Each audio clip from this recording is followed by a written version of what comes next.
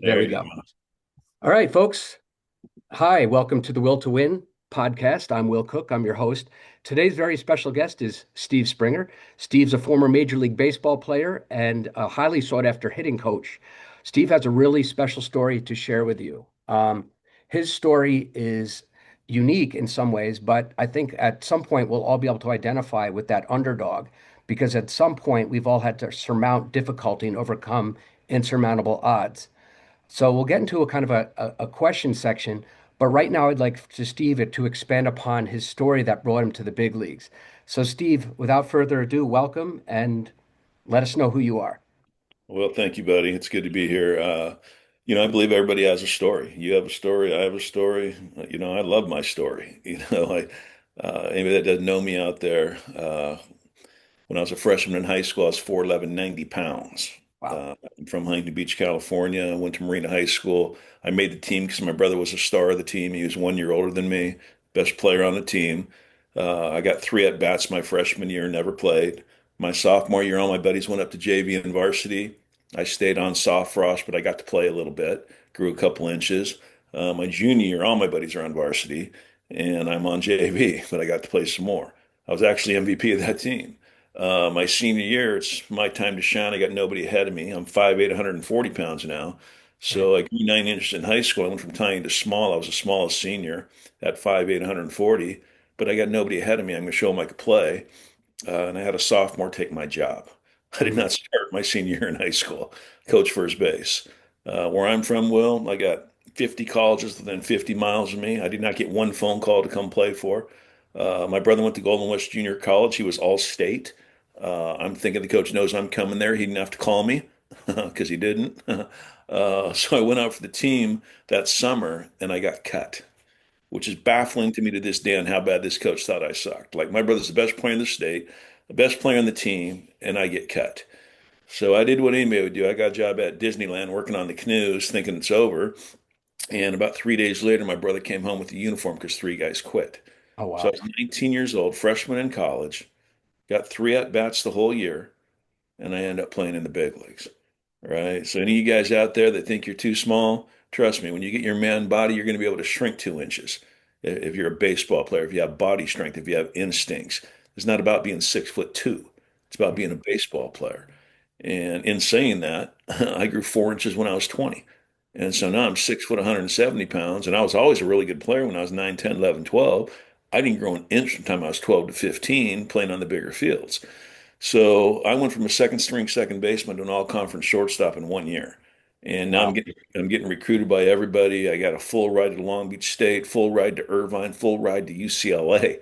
Gary Adams comes up, gives me a full ride, and it was the greatest 5 days of my life until he looked at my transcripts. He's like, "Really, buddy? You took badminton, tennis? Don't get me wrong, I could play some badminton, but I couldn't get in.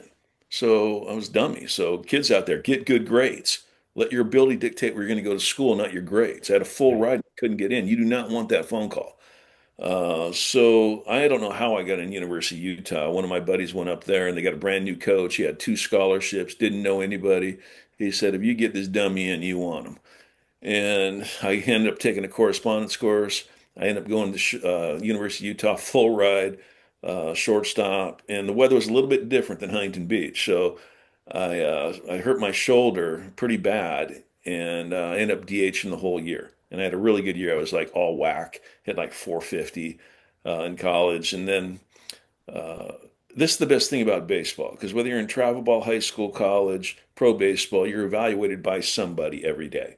And we had 50 scouts in the stands. See Rick Aguilera, Wally Joyner, and Corey Snyder, all 15-year big leaguers back in the day.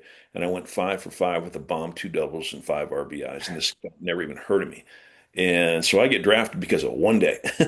Wow. And I get drafted by the New York Mets in the 20th round. They came over to sign me. They said, we got 4 grand in a year of school. I said, can I get five in no school? They said, no. I'm like, all right. So I signed. They sent me to Little Falls, New York. And, if you guys out there that you want to play pro baseball, it's five at bats a day every day, whether you want them or not. Right. So this is not high school twice a week. I was so tired. Well, I couldn't even like walk without stretching the last month. And I hit like 246 with 11 home runs, just did okay. Uh, but I didn't go to instructional league. I didn't impress him that much. I came home. My brother got picked up by the Tigers, and we went in the weight room and we lifted for 6 months. And we got bigger, stronger, faster. And I go to my first spring training, oh, by the way, I got drafted as an outfielder, by the way. It was the Okay. very first time I played the outfield in my life. I sucked in the outfield. Thank God a ball wasn't hit to me. So I go to my, excuse me, my first spring training. Excuse me. I go to my first spring training and I barely made the low A ball team as the fifth outfielder. And for the first month of the season, I got like 20 at bats, coaching first base again. And I remember like it was yesterday, our second baseman got traded May 1st. I told my coach, I said, Coach, I'm an infielder. Could I play second base? And I swear to he looked at me and paused. He said, Well, thank God you suck in the outfield. Like, I know I'm an infielder. So let me play second base. Everything's going pretty good. Eighth inning ground ball, double play right between my legs. So that sort of Oh, sucked. I didn't play there about a week. A week went by. He let me play there again. Everything's going really good. Eighth inning ground ball, double play right between my legs again. But I got 4 hits that day. okay. And That helped. yeah, and we all know if you want to play at the highest level, you want to play at the level that you're playing right now, whether it's high school or college, you have to hit. Right. So I ended up playing every single day the rest of the year. I ended up leading the league in hits. I Wow. had 50 hits in August, and I still don't know what I was doing. Now they're treating me a little bit different. I go to instruction league. I come home, me and my brother lifting. I go to my second spring training, and I see my farm director there. And now I'm working out with high A ball, and I see my farm director, and he's like, "Spring, how's everything going? Everything good?" I said, "I don't mean to be an idiot, but I just led a league in A ball and hits. I feel I should be in double A." And this guy looked at me, paused, walked away, didn't say a word. I'm like, "Well, that went great."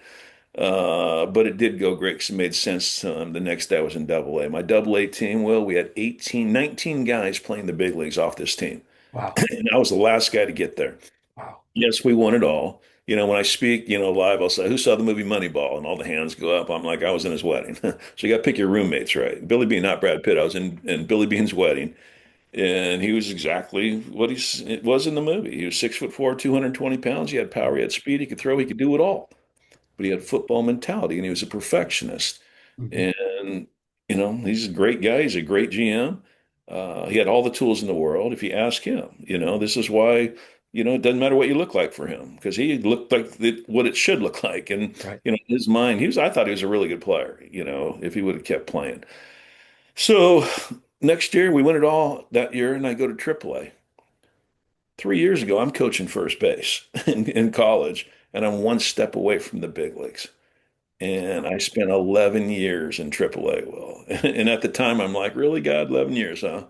And now I know why. Because when I'm talking to you, when I'm talking to a dad of a 10-year-old, if I'm talking to the top colleges in the country or Major League All-Star, my message is the same.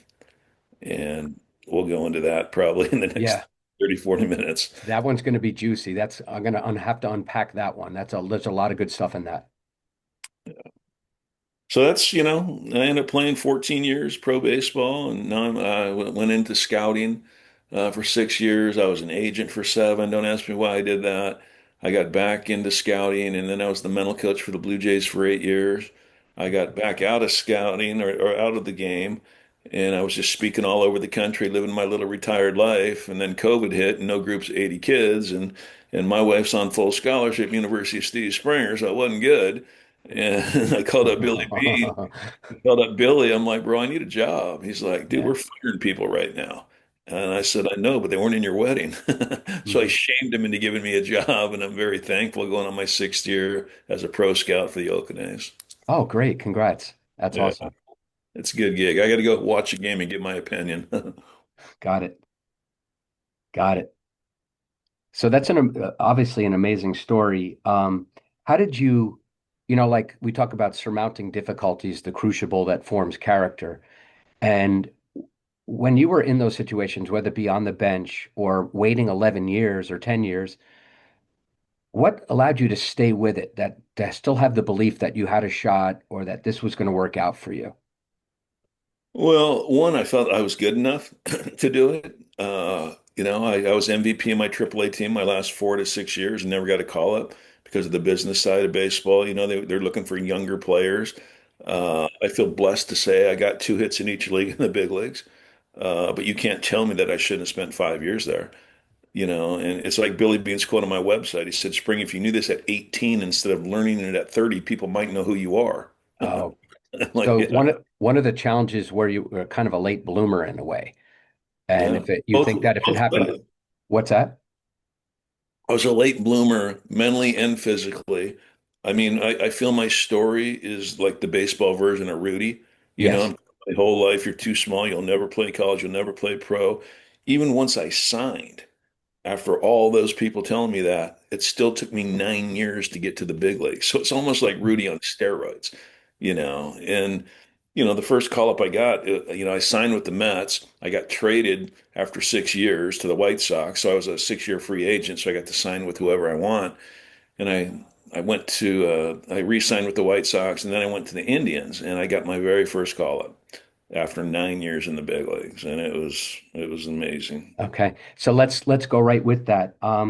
So having all those trials and tribulations and, getting passed over and over again, what was it like to get your first big league hit and to get that out of the way?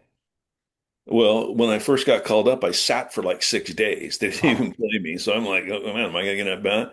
And Johnny McNamara told me one day, he said, hey, you're starting tomorrow. And I'm like, okay, I'll be ready. And he's like, don't turn white on me. I'm like, I'm good. And we were facing Chuck Finley with the Angels, but it was in Cleveland in the old stadium. And I remember, my first at bat and I'm sitting fastball. I'm hitting eighth, and I just hit an absolute missile to right center. And I'm thinking double, digging myself, running. And Dave Winfield takes 5 giant steps and shoestrings me for a line out, and I'm mad. Right. My next at bat, he throws me a 1-1 splitty. He breaks my bat. My knuckles are still in Cleveland today. I hit a little flare over Johnny Ray's head for my first big league hit, and now I'm happy. So it makes no sense. I net a ball and I'm mad. I break my bat and I'm happy. And this is why I teach what I teach on what true success is in baseball to get the right guy playing. But I get asked all the time, how do you spend 11 years in AAA? How do you spend 14 years in the minor leagues? It's like I told you, I mean, I knew the alternative. I didn't want to get a real job, Mhm. and I felt that I was good enough to play in the big leagues. I was going to play my 15th year, and one of my buddies, Louis Medina, just got the job with the Diamondbacks in 1996 as the four corners guys, Arizona, Colorado, in those states, and they were looking for an Orange County, San Diego. And he called me up, and I swear he said it just like this. He said, "Hey, dude, your playing career is killing your scouting career." And it made sense to me. I was a scout 3 days later. Mhm. So, Wow. So, a lot of times I talk with people that are high level thinkers that they have a narrative or a story about their success in their head. And it sounds like when you were going through the hard times, you still were maintaining that story, thinking that, oh, I'm going to make it, or this is going to happen for me. But let's go back to something that I read on your website. Is you said that baseball can destroy self-esteem. Could you expand on what you mean by that and how you can kind of help parents with maybe how to keep that from happening? well, yeah, I call it the biggest self-esteem destroying sport in the world.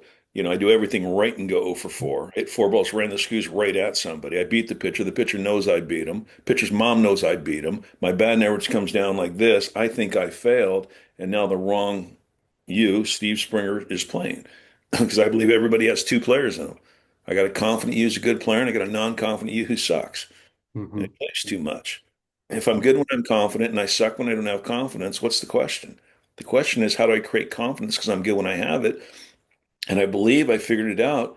If you could get 25 confident players playing and I don't give a crap mode about me, it's not about me. It's about me helping my team. And you get 25 confident players playing every day like it's opening day in their mind. Because nobody in the history of baseball has played opening day with no confidence. Why? Because they have no yesterday beating them up. Mm, And and then it starts on day number two when I got stats. yeah, I'm over four, now I'm over two, now in my mind I'm over six, start and to think. Yeah. I'm using yesterday's bad day mindset play today, but yet I have a new game, new pitcher, new hero tonight. Mhm. And no part of yesterday's little 0 for 4 could play. Like Right. this is baseball. This is 5 at-bats a day every day, whether you want them or not. And you get what I'm talking about when you're 0 for 4 with 4 strikeouts and you look at that lineup in the ninth and you say, I need two guys to get on so I can be the hero. Instead of, oh crap, if two guys get on, I get hit again because I make it about me. And I just truly figure out when you change, is it easier said than done? Yes. Hmm. Can it be done? I guarantee it can be done. I got too many examples when I talk, it's like I'm not trying to impress you with the name dropping. I'm trying to press upon you that why can't this be you one day? You Right. know, you're talking to a guy, break down my story. Oh, or 4'11", 90-pound freshman, 5'8", 140 senior. I don't start, I get cut in college. And now all stars call me to talk hitting? It makes no sense, but God's given me the ability to speak. And I figured out, I think, how do you get the right guy playing every single day? And how do you get him living every day? It's the same thing in baseball and in life. I got a new game, new pitcher, new hero tonight, but yet I'm going to dictate how I feel and what I did last night. It makes no sense. Hmm. Okay. So in terms of the mindset that we've been talking about, let's go to a specific situation. So if you think of the people that you've coached along the way, whether it been little leaguers or high level people or all stars, um, if every player you coached could leave with just one belief or mindset from you, what would that be? What distinction would that be if you could think of one thing, one little tidbit? Well, in baseball, you need to figure out that it's not about you. It's about you helping your team. Those are two completely different players, Okay. right? You need to change what you think success is. Hit the ball hard, you win. Help your team win. Play every day like it's opening day. Augie Garrido, five-time national champ. Excuse me, my throat. Five-time national champ in college baseball. In 2012, I was in Austin. I never met Augie, and I knew their coach. I said, "Hey, you want me to speak to your team?" I didn't know how they were doing. He said, "Spring, we need you at the beginning of the year because if we go 6-0, we don't make our conference championship. The top eight teams made it. They came in ninth place with 2 weeks to go. Cannot come in eighth." And he said, "Augie's not going to pay you." I said, "I'll do it for free. I want to meet Augie." Augie's like, "What I say? Bring him in."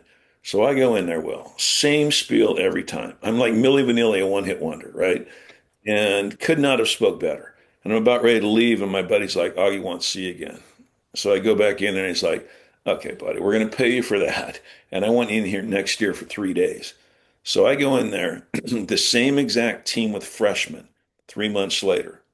Not another person on it was one game away from the national championship. They did not get better physically that bad. They got out of their own way. They bought into it's not about you, it's about you helping your team. They bought into opening day every day. He said it's his favorite quote he's ever heard a coach say. If you get 25 confident players playing, and I don't give a crap what about me, it's not about me, it's about me helping my team. And you get 25 confident players playing every day like it's opening day. He said that's brilliant because we all know the feeling of opening day. There's Mm-hmm. no yesterday beating you up. And that's, I think it's a trap of baseball. It's a trap of life. So anybody out there right now, you want to get better mentally? Get rid of stats, the batting average for sure. And just for the record, I'm trying to help you hit your highest batting average, right? The batting average has no brain. There's not a confident batting average stat and a non-confident batting average Right. stat. It's one stat, Yeah. right? But I was the mental coach for the Toronto Blue Jays for 8 years. And I talked them and spent a lot of money on Best Buy gift cards. We had 3 winners per week per team, where the most quality at bats got a $25 gift card from Best Buy. No And way. we had one guy go 1 for 20 and he won a card. How's that happen? He got one hit. He got a couple bunts down, helped the team. He got a couple runners over from second to third with nobody out, helped the team. And he hit 7 balls right on the screws right at somebody. He was 12 for 20, and that will get you a card. And that guy's name was Kevin Pillar. Got 10 years in the big leagues. And the next time you guys think you're getting hosed a little bit, this guy had a 54 game hitting streak as a junior in college and did not get drafted. Whoa. Yeah, there should have been 50 scouts fired. You don't look into 54. You look into 3 or 4. And the Blue Jays took him in the 32nd round. He's had my stuff since he was in the 8th grade. So he's really happy when the Blue Jays drafted him. Signed for $1,000 in the 32nd round, and he was the second guy in his draft to get to the big leagues because he was a better competitor than he was a player. And Mm-hmm. we had an annual award. Whoever had the most quality at bats got a nice max bat trophy and a big check in spring training. And our double A guy, Will, had more quality at bats than anybody on his team, 500 plate appearances, and he hit 245, Wow. right? But he had damage. He had 20 bombs and 80 RBIs. And his favorite quote in what I teach is good hitters line out more. Get great at lining out. When somebody asks you what you do for a living from now on, you tell them you hit balls hard for a living, and if you get a hit, it's a bonus. He took the same approach, didn't change a thing. into AAA the next year and won a batting title at 365. Wow. Yeah, so this is the whole So, thing yeah. about the batting average. It's just the biggest trap in the game mentally, but yet I'm trying to help you hit your highest batting. I could tell if you could hit by what you're hitting. I just know what it's like to go 0 for 4 and do nothing right, uh, go 0 for 4 and do everything right, and you think you need to hit 300 to play in the big leagues. Hmm. Trust me, the non-confident you will play a lot if you keep that mindset. Okay. So, it sounds like you really try to simplify it so that people don't get into their head too much. It's almost too simple. It's like, I can't spell psychology, right? But I teach it. I just know it starts with an S. Like go-to joke when I speak. Half the crowd's going, "What's so funny?" Because they can't spell it Right, either. right. They're laughing, but they're not sure what the joke is, but they don't realize that you I'm just telling you, man, God's given me the ability to teach baseball and put it in like the easiest terms. Like I don't have any $2 words, bro. If you read my book, I wrote a book also just on my life story, and it's like, very simple. I was a late bloomer mentally and physically when I was younger. yep.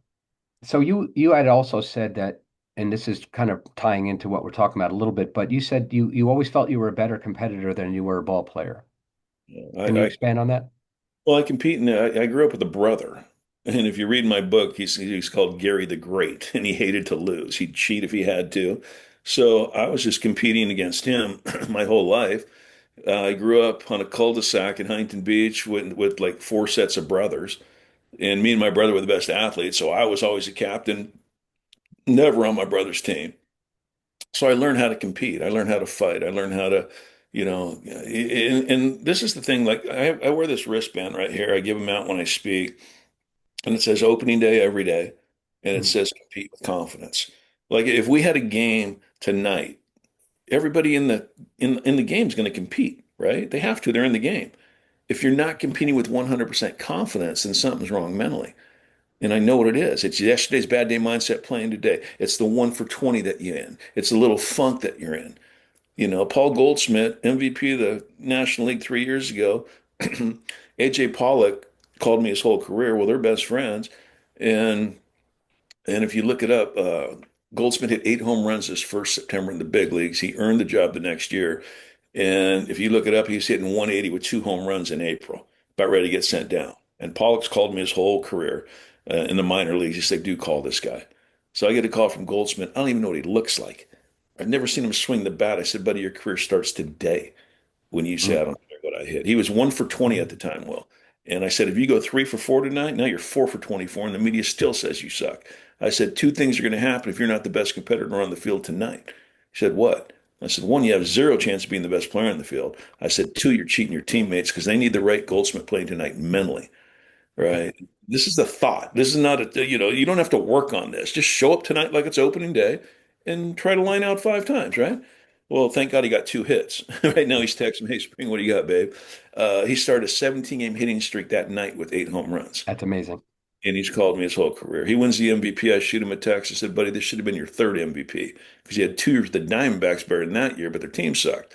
And he shoots me a text back in 2 minutes. He said, "Spring, I don't win this award without you in my life and the conversations that we've had over the last 10 years. Thank you." Wow. That's Yeah, I amazing. cry. I'm a little sensitive. No, You me know, too. you I get was, you get you get stories like that that give what I teach credibility. I was at a Christian retreat with my wife, all major league, minor league baseball players and their wives. It's called PAO. And like probably 12, 13 years ago now, and I didn't know anybody there. And I'm in a 7-man group at 10 o'clock at night. And I had to introduce myself. I said, my name's Steve Springer. I'm the mental coach with the Blue Jays. And I see this little 20-year-old player just start smiling. I said, "You got my stuff, don't you, buddy?" He's like, "I can't believe you're here." He said, "I can't wait till I tell my brother-in-law you're here. He's going to flip." I said, "Who's your brother-in-law?" He said, "Ben Zobrist, MVP of the Cubs World Series." I go, "Ben's got my stuff?" yeah, He's like, "Bro, wait till he finds out you're here."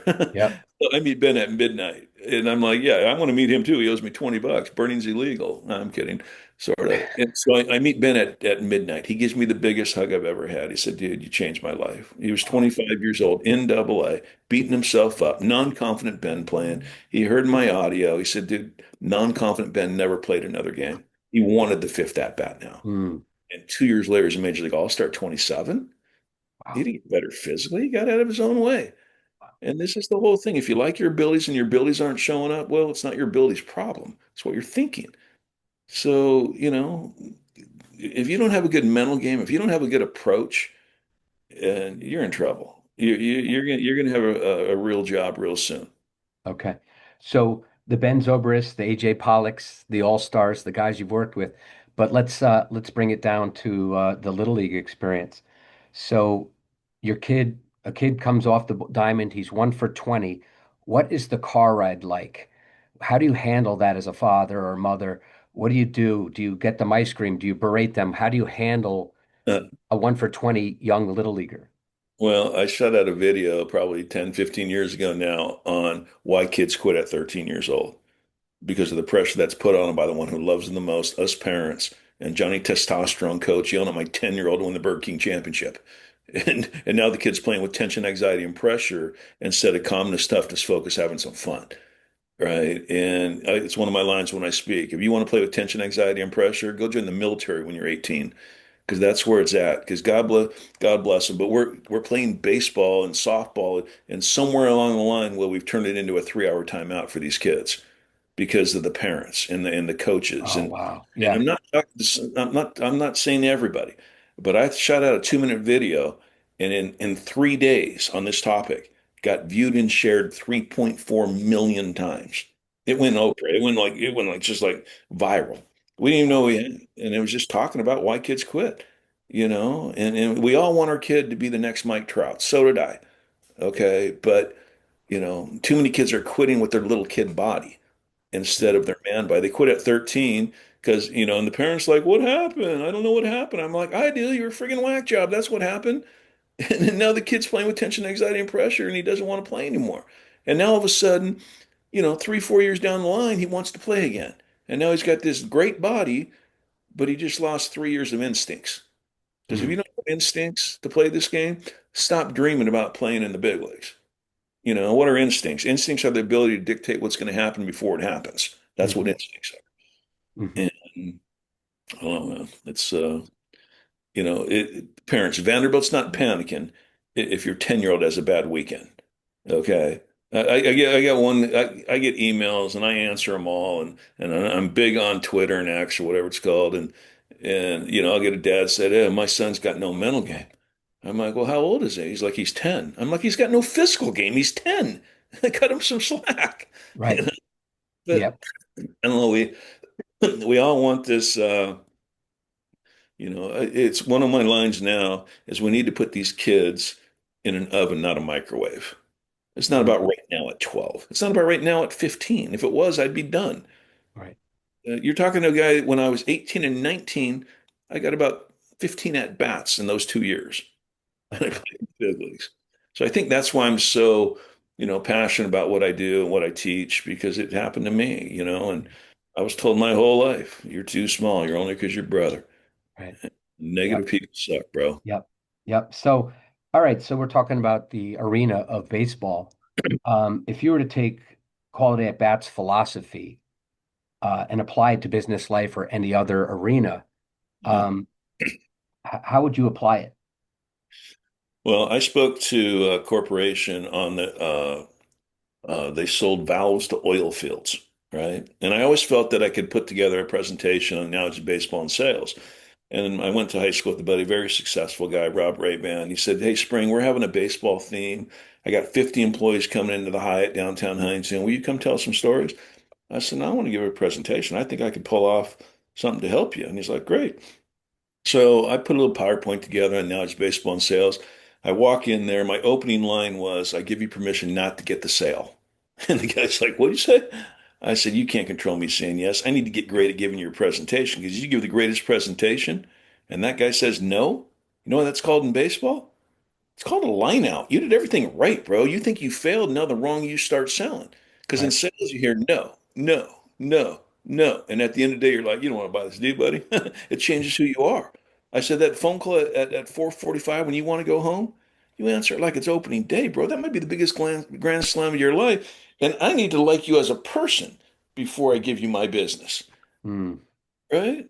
And they had their best September in 40 years by 30% just by what his employees were thinking when they showed up to work. mhm. Wow. So it's all about, for me, it's all about the thoughts. And, I had one guy come up to me. He's like, bro, I almost didn't even come to this. And he said that was pretty good. So I feel I could pull it off.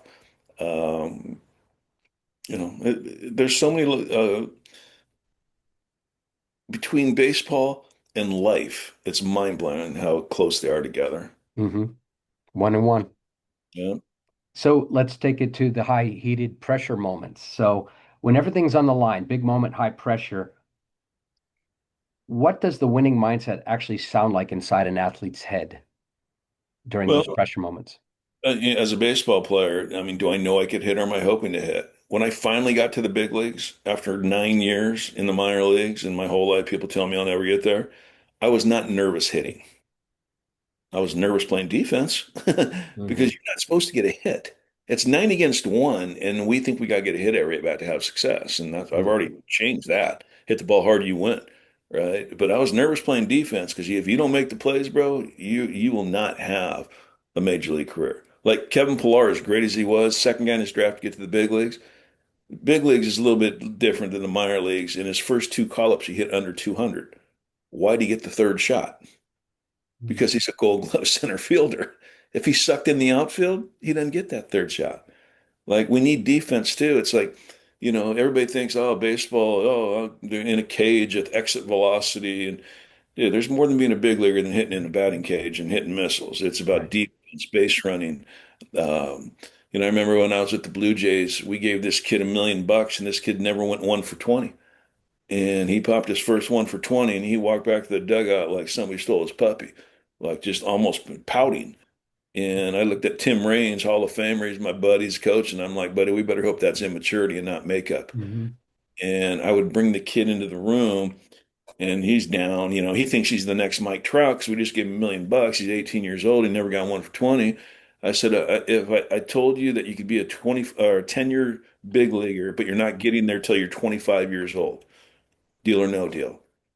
And his first thought is, oh, I want to be 21. I go, that's not the question. 25 years old, guaranteed 10 years, deal or no deal. And he would say yes. He's 18 years old. That's 18, 19, 20, 21, 22, 23, 24. That's 7 years you're not playing in the big leagues.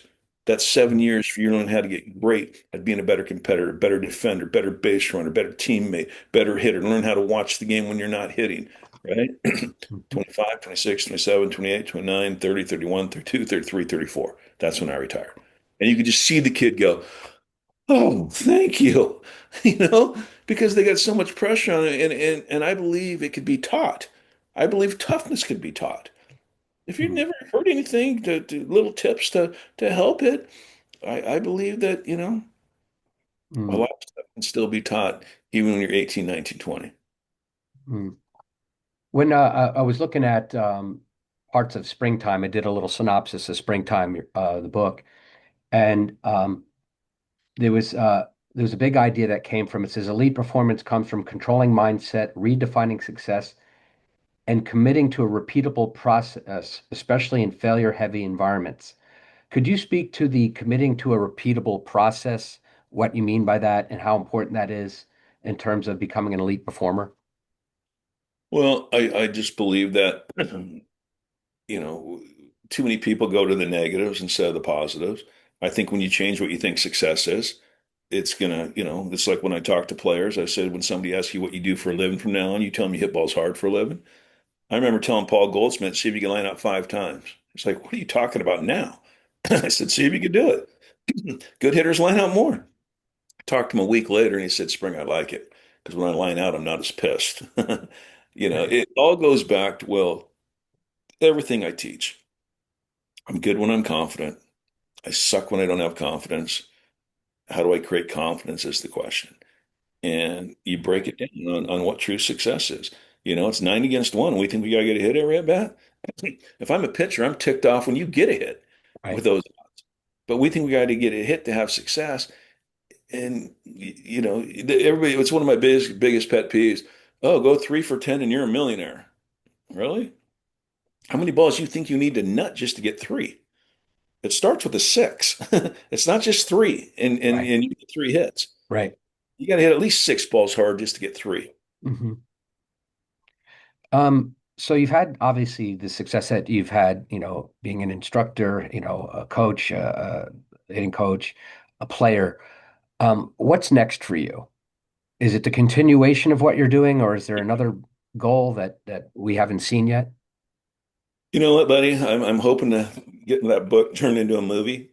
I signed a contract with Panay Films, who did Wedding Crashers. Apparently, it takes time. It's been like 4 years, scripts written. I would love for that to happen to inspire millions of kids. Uh, I love what I do. My favorite job was the Toronto Blue Jay mental coach because I would go on the road 4-4-4, like A ball, double A, triple A, big leagues, whatever, and then come home for a week. I am like a walking CD. Like, I cannot not talk baseball. I was just in spring training for 23 days and, because of the internet, my stuff's out there and I had like three dads like recognize me in the pool, and I'm just because their kid played D3 baseball. Yeah. If I see you at an airport and I know that you play baseball, you're getting a wristband. I'm going to talk to you. I can't. Yeah. Me and my wife would go, downtown Huntington Beach, and if she saw a kid that plays baseball, a girl that played softball, she said, "I'll be in the store," because she knows I'm talking to that kid. So, I learned a long time ago, when I try to help people, I make money. When I try to make money, I don't make money. Right. So, my whole thing is just trying to help people get out of their own way. I used to think that baseball was about the mind, the approach, and mechanics, all three important in that order. I've changed Mhm. it. I believe it's about the approach, the mind, and mechanics, because I don't care how confident you are, and I don't care how good your mechanics are. If your approach sucks, you're going to lose your confidence. Your mechanics are going to break down. Mhm. I'm a huge believer in hunting speeds. Too many hitters trying to hit the fastball, curveball, slider, change up with a count. Mhm. And if you're trying to do that, you're basically two strike hitting the whole at bat. I don't have to swing. My boy Clint Hurdle said it as good as you could say it. He said it's really, really hard at 94 and 79 at the same time. Why would I want to until I get two strikes? Mhm. It's one of my lines. Is it easier to hit one pitch when you know it's coming or three and you don't? If I told you here comes a fastball, 100% guarantee, and you can't put a good swing on it, then go play soccer. Like we have to be able to do that. Yeah. So you see, you asked me a question about where I want to go next, and I go straight into my spiel. It's just it's who I am. Yeah. It's trying to, people will ask me, well, what if somebody doesn't agree with what you're talking about? And I haven't met them yet. Right. Because what's the alternative of what I teach? Oh, it's all about me. I'm going to try and hit the fastball, curveball, slider, changeup. I'm going to, dictate how I feel on what my band. I mean, it makes no sense. So Mhm. when you flip stuff and you make sense to these kids and these players and big leaguers, I've spoken to the top colleges in the country. Probably, I don't even know how many. I've spoken in front of 6,000 coaches 3 times at the ABCA. And my story's the exact same thing. And they keep asking me back. Amazing. Well, we give ourselves too much credit to remember what we're taught. The best thing I ever did in my life was I put When I Know on audio in 2001. I had a guy named Tommy McCron. He changed my life. Mhm. Every time this guy was around, I was a stud. 1987, he was the mental coach, or he was the hitting coach, roving hitting coach with the Mets. And every time he'd be in for 3 days and then leave, go somewhere else. And every time he was there, I was a stud. But, and I'd carry it for 3 days because I'm an idiot, I'd forget. So as bad as I was, I knew, as dumb as I knew that when that guy was around, I was good. So I brought a tape recorder up to his room the next time he came, and he was nice enough to talk to me about me on Mhm. what I need to do to play in the big leagues, and it changed my life. Wow. 20 minutes. And if I was in my car for 7 years, it was on. Not 4 days a week, 7 days a week. I was listening to it going in the yard because we give ourselves too much credit to remember what we're taught. So I made one when I became an agent to try and help my clients get a mental game. And I remember I was in my car and the car door was opening, I'm talking to a microphone, fastball right down the middle of something else. And I let my brother listen to it. And he's like, dude. That is good stuff, man. You need to clean that up. So I went in a recording studio, didn't even know what I had. I made it. I made like 500 tapes and 500 CDs. The tape went out of style the next day. But I gave one to George Horton at Cal State Fullerton, Hall of Fame coach. Didn't even know he was going to listen to it. Well, he listened to it, and he had his whole team in Miami when Miami was the number one team in the country. Right? He said they listened to it 5 hours before they played Miami and swept them and scored 10 a game. Said, "Spring, you changed the way we think." And that's when I felt I had something back in 2001. Wow. So, Steve, so what if people were to look for you, what would be the web address to find you? Well, everything's quality at bats. My email is quality at bats at AOL, all one word, quality ATBATS. Okay. Twitter's the best way to DM me. Okay. I'd love to speak to your program.